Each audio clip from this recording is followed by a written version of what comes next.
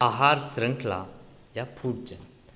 हम जानते हैं जो सूर्य की ऊर्जा है उसको केवल जो हरे पौधे हैं वो ही उपयोग में लेते हैं और फोटोसिंथेसिस की क्रिया के द्वारा ऊर्जा कार्बन की अपचयन करने में काम आती है, जिससे जीवन का ईंधन बनता है, जैसे कार्बोहाइड्रेट, प्रोटीन और लिपिड्स।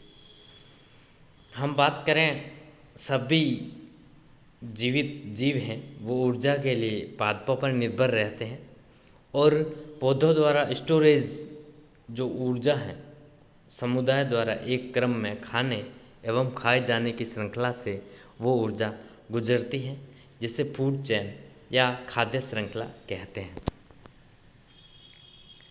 इसमें हम देखें एक भोजन श्रृंखला का साधारण रूप, हरे पौधे प्रकाश संश्लेषण की क्रिया द्वारा भोजन बनाते हैं। शाकाहारी जीव हरे पौधों को खाते हैं, शाकाहारी जीवों को मांसाहारी जीव खाते हैं और मांसाहारी को बड़े मांसाहारी और अन्य इसके व्यंजन उनको खाते हैं। इस तरीके से एक ट्रॉपिक लेवल से दूसरे ट्रॉपिक लेवल के अंदर ऊर्जा जाती है। जमीन पर जहाँ बहुत से बड़े शाकाहारी होते हैं वहाँ भोजन श्रृंखला में कम से कम 3 कड़ियाँ होती हैं। उदाहरण अगर लें अफ्रीका के ग्रासलैंड का, तो वहाँ पर जो घास है उसको जेब्रा खा लेता है और जेब्रा को शेर हैं वो बड़े मांसाहारी में या कीस्टोन स्पीसीज की तरह वहाँ कार्य करता है। अगर जलीय वातावरण की बात करें में अधिकतर शाकाहारी जो जीव हैं बहुत कम होते हैं और यहाँ पौधों के पदार्थ को जंतुओं में बदलने के लिए अक्सर 5 या अधिक कड़ियाँ होती हैं, क्योंकि वहाँ पर बड़े जो प्रीडेटर है वो नहीं पाए जाते। तो एक तालाब में इनका क्रम निम्न होता है। जो एल्गी प्रोटोजोआ को छोटे जलीय कीट खाते हैं और उनको बड़े जलीय कीट खाते हैं। इस प्रकार अगर हम कहें तो सी इकोसिस्टम या समुद्र की जो खाद्य श्रृंखला है उसके अंदर 5 या अधिक कड़ियाँ होती हैं। ये याद रखने वाली बात है, आप इसको याद रखेंगे कि समुद्र के अंदर जो खाद्य श्रृंखला होती है उसके अंदर 5 या अधिक कड़ियाँ होती है। कई बार ये क्वेश्चन भी पूछे जाते हैं। भोजन श्रृंखला छोटी हो सकती हैं, जैसे अफ्रीका के ग्रासलैंड की बात करी उसमें 3 कड़ियाँ हो सकती हैं। आगे बात करें भोजन जालिका की, तो वह संबंध जिसमें प्रत्येक प्रीडेटर या भक्षक कई प्रकार का भोजन खाता है और प्रत्येक प्रकार का भोजन कई अलग अलग जंतुओं द्वारा खाया जाता है, को समांतर श्रृंखला की कतार में नहीं रख सकते। इस प्रकार के संबंधों में जो भोजन श्रृंखला है वो आपस में जुड़ी हुई रहती हैं, जिससे भोजन जालिका या फूड वेब कहते हैं।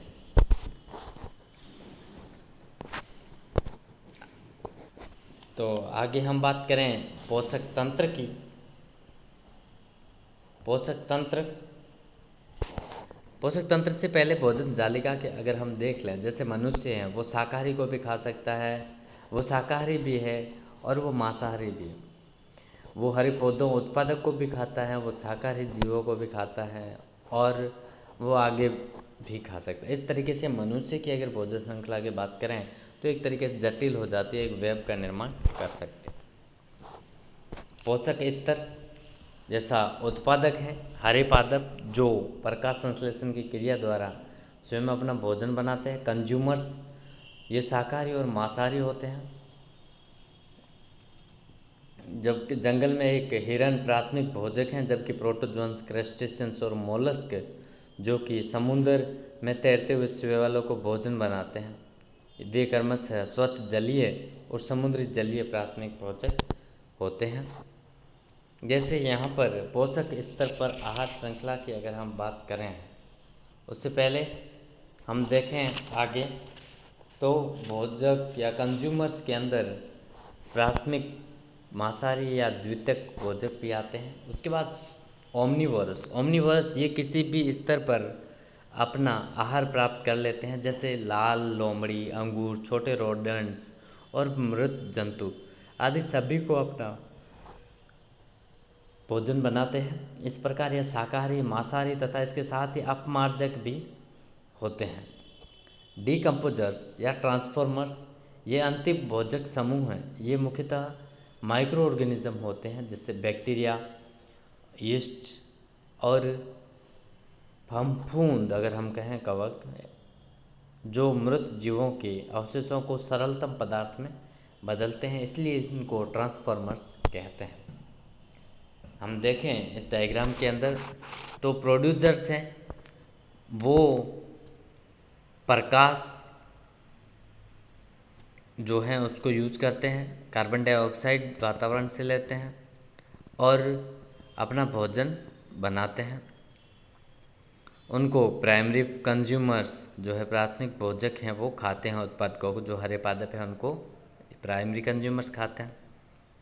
और प्राइमरी कंज्यूमर्स शाकाहारी या हर्बीवोरस होते हैं। अब इनको सेकेंडरी कंज्यूमर्स खाते हैं, जो प्राथमिक मांसाहारी होते हैं। सेकेंडरी कंज्यूमर्स, प्राथमिक मांसाहारी। अब सेकेंडरी कंज्यूमर्स को टर्सरी कंज्यूमर्स खाते हैं, जो कि सेकेंडरी मांसाहारी होते हैं। और जब इनकी मौत हो जाती है तब इनको सड़ाने और गलाने का काम विघटक जीव करते हैं, जिसको डीकम्पोजर्स कहते हैं।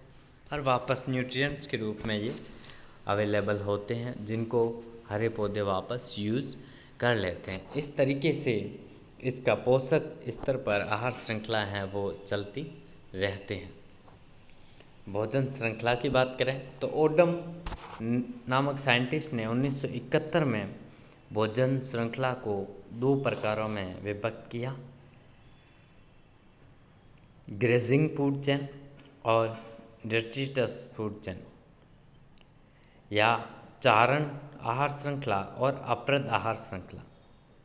चारण आहार श्रृंखला की बात करें, यह श्रृंखला हरे पौधों से शुरू होती है तथा शाकाहारी जंतुओं के स्तर पर समाप्त हो जाते हैं। तो चारण हरे पौधों से शुरू और शाकाहारी पर खत्म हो जाते हैं, जबकि सेकेंड वन, यह श्रृंखला मृत कार्बनिक पदार्थ से शुरू होती है तथा सूक्ष्म जीवों के माध्यम से अप्रद या डेट्रिटस जीवों को भक्षित करने वाले प्रीडेटर की तरफ बढ़ती हैं और मृत पादप पदार्थ एवं उसमें उपस्थित जीवाणुओं का भक्षण करने वाले जंतुओं को डेट्रीवोरस कहते हैं। उदाहरणतः अप्रद उसको घोंघा खाएगा, घोंघा को झाऊ चूहा और उल्लू। जैसे डेट्रिटस है उसको नेमेटोड्स, उसको चिंचड़ी खाएगी और उसको कूट वृश्चिक। इस तरीके से ये चलती हैं। एक सामान्य जो डेट्रिटस फूड चेन है उसमें निम्न तरीके से हम बता सकते हैं: detritus plus associated micro organism, dead plant matter, और इसको खाने वाले डेट्रिटस फीडिंग ऑर्गेनिज्म। अब इनको खाते हैं प्राइमरी कंज्यूमर्स एंड उनको खाते हैं प्रीडेटर, और प्रीडेटर को प्राइमरी एंड सेकेंडरी कार्निवोरस। इस तरीके से ये श्रृंखला चलती रहती हैं। Thank you.